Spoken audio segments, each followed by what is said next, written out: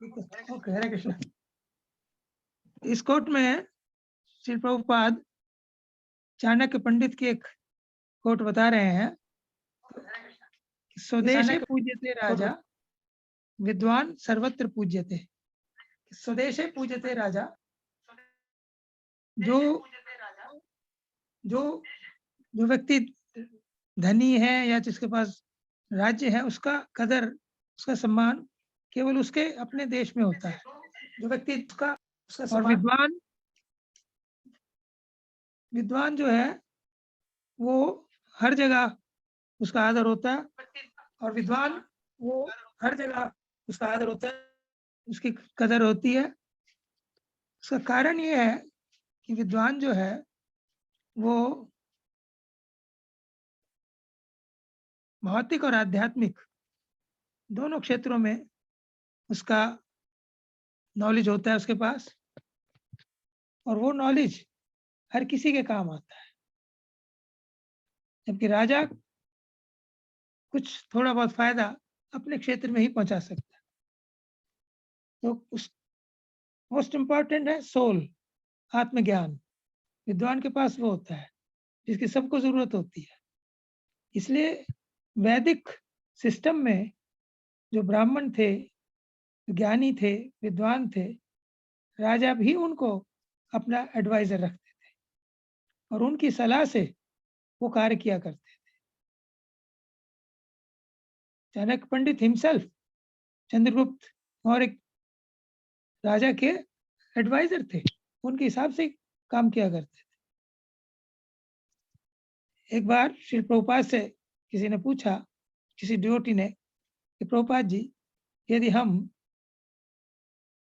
ISKCON जो है world को जीत ले तो आप शासन के राजा बनेंगे?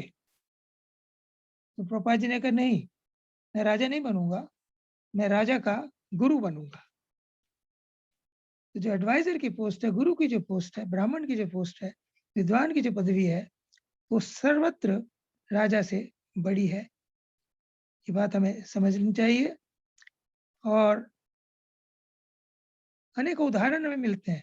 भगवान श्री कृष्ण, जब महाराज युधिष्ठिर का राष्ट्रीय यज्ञ हुआ तो उस समय भगवान श्री कृष्ण ने स्वयं जो अपने हाथ से सेवा करने के लिए, हर एक को अपनी अलग अलग सेवा मिली थी। कर्ण को दान देने की सेवा मिली थी, भीष्म को रसोई घर की सेवा मिली थी, दुर्योधन को गिफ्ट एक्सेप्ट करने की सेवा मिली थी, इस प्रकार से। लेकिन भगवान श्री कृष्ण ने जो सेवा ली वो थी ब्राह्मणों की, ऋषियों की जो आएंगे अतिथि, उनके चरण धोने की सेवा और उनकी जूठी पतले उठाने की सेवा। भगवान श्री कृष्ण जाने जाते हैं, नमो ब्रह्मण्य देवाय गो ब्राह्मण हिताय च जगत हिताय कृष्णाय गोविंदाय नमो नमः। भगवान श्री कृष्ण जो ब्रह्मण्य देव है, ब्रह्म है, परम ब्रह्म है, वो ब्राह्मणों की और गायों की बहुत आदर करते हैं। लेकिन कई राजा अपने आप को बहुत बड़ा मानने लगते हैं, वो ब्राह्मणों का निरादर करते हैं, उससे बड़ी समस्याएं खड़ी हो जाती है। ऐसा एक उदाहरण महाराज द्रुपद का और द्रोण का है। महाराज द्रुपद और द्रोण दोनों गुरुकुल में सहपाठी थे, मित्र थे, बड़े हुए, द्रुपद राजा बन गए। द्रोण एक साधारण विद्वान ब्राह्मण रहे, शिक्षक रहे, पढ़ाते थे, और उन दिनों शिक्षा के लिए कुछ चार्ज नहीं किया जाता था, जिसका जो दिल चाहे वो दे देते थे, वो निर्धन थे। उनका एक बेटा था अश्वत्थामा, छोटा था, बच्चा था, उसको पिलाने के लिए उनके पास दूध भी नहीं था। तो उनकी पत्नी ने, कृपी ने कहा कि द्रुपद तुम्हारा मित्र है, तुम उसके पास जाओ और वहां से गाय ले आओ। तो द्रोणाचार्य बड़े उत्साह से, बड़े गर्व से कि हम दोनों मित्र रहे हैं, द्रुपद के दरबार में गए। कहा कि द्रुपद, तुम्हें याद होगा हम दोनों इकट्ठे गुरुकुल में पढ़ते थे, हम मित्र थे, तुम राजा हो, मैं शिक्षक हूं, मुझे गाय चाहिए। तो द्रुपद ने उन्हें डांट दिया, उनका निरादर किया। उसने कहा कि जो मित्रता है वो बराबर वालों में होती है। मैं राजा हूँ, तुम एक निर्धन ब्राह्मण हो। उन्होंने उनकी विद्वत्ता की कदर नहीं की। उन्होंने कहा कि हाँ, यदि तुम एक भिक्षुक के रूप में, एक भिखारी के रूप में मुझसे गाय चाहते हो, तो मैं तुम्हें दे सकता हूँ। द्रोणाचार्य बड़े अपमानित उन्होंने महसूस किया और वो अपने शिष्यों के पास आ गए, कौरव और पांडवों के पास आ गए और पांडवों से उन्होंने कहा कि मुझे द्रुपद को बंदी बनाकर ला। अर्जुन ने द्रुपद को हराया, उसे बंदी बनाकर द्रोणाचार्य के पास भेज दिया। तो द्रोणाचार्य ने फिर द्रुपद को छोड़ दिया और कहा कि द्रुपद, मैं तुम्हारे जितना ओछी मेंटेलिटी का नहीं हूँ। अभी राज्य तुम्हारा मेरा है, लेकिन मैं तुम्हें आधा राज्य देता हूँ। द्रुपद इस अपमान को नहीं भूले। उन्होंने उन्हें मारने के लिए यज्ञ किया, जिसमें द्रौपदी प्रकट हुई और धृष्टद्युम्न प्रकट हुए, जो पांडवों की सेना के सेनापति। तो पॉइंट ये है कि इस चीज को प्राय राजा वैदिक सिस्टम में स्वीकार करते थे, एक्सेप्ट करते थे कि जो हमारे गुरु हैं वो महान है, उनका हमें आदर करना चाहिए। रूप और सनातन गोस्वामी पहले प्रधानमंत्री थे, सनातन गोस्वामी, और रूप गोस्वामी फाइनेंस मिनिस्टर थे। लेकिन उन्हें जब चैतन्य महाप्रभु के बारे में पता लगा तो उन्होंने उनकी शरण ग्रहण की, उनसे दीक्षा ली और वो वृंदावन में चले आए। और वृंदावन में आकर उन्होंने भक्ति में कार्य किए, शास्त्रों की उन्होंने रचना की, भक्ति में शास्त्रों की रचना की। और उनकी उस विद्वत्ता के कारण आज सारे विश्व में रूप और सनातन गोस्वामी का आदर किया जाता है। जबकि यदि वो केवल एक प्रधानमंत्री और फाइनेंस मिनिस्टर रहते तो केवल हुसैन शाह के राज्य में ही उन्हें थोड़ा बहुत जाना जाता। तो ये जो विद्या है, विशेषकर paravidya, knowledge about the soul, और प्रभुपाद जी जब बात करते हैं विद्या की तो प्राय वो स्पिरिचुअल नॉलेज की बात करते हैं। तो कहते थे कि भौतिक विद्या को देने के लिए तो बहुत डिपार्टमेंट है, बड़े यूनिवर्सिटीज हैं, कॉलेजेस हैं, लेकिन कोई ऐसा डिपार्टमेंट नहीं जो पराविद्या को, आत्मा की ज्ञान को दे सके। और उन्होंने कहा कि हमारी जो संस्था है इस्कॉन, वो आत्मा के बारे में ज्ञान देती है। वास्तव में विद्वान वही है जो आत्मा के बारे में भी जानता है, भगवान के बारे में भी जानता है, दोनों के संबंध के बारे में जानता है, और भौतिक दृष्टि से भी वो पारंगत होता है। वो जानता है कि राजा को राज्य कैसे करना चाहिए। इसलिए राजाओं की समय में पुराने जो वैदिक राजा थे वो ब्राह्मणों का, अपने गुरु का बहुत आदर करते थे।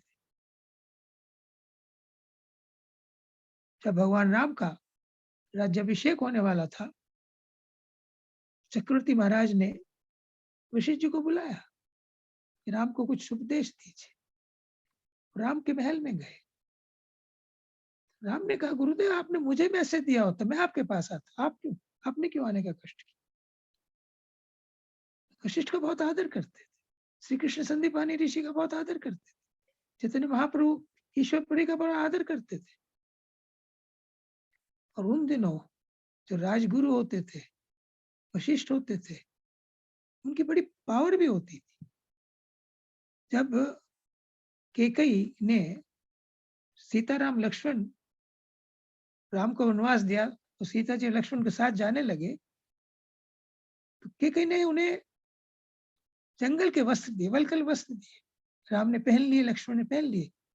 जब सीता जी को वो देने लगे तो वशिष्ठ जी को बड़ा क्रोध आया। उन्होंने कहा, कैकेयी तुम्हें कोई अधिकार नहीं है महाराज दशरथ, महाराज जनक की बेटी को इस प्रकार से अपमानित करने का। उन्होंने कहा कि इस समय अयोध्या का राजा महाराज दशरथ वो बीमार है, अस्वस्थ है, और युवराज भरत जिसे होना था तुम्हारे वरदान के हिसाब से, वो इस समय अयोध्या में उपस्थित नहीं है। इन दोनों परिस्थितियों में मैं वशिष्ठ अयोध्या का सम्राट हूं, ये राजदंड मेरे हाथ में है।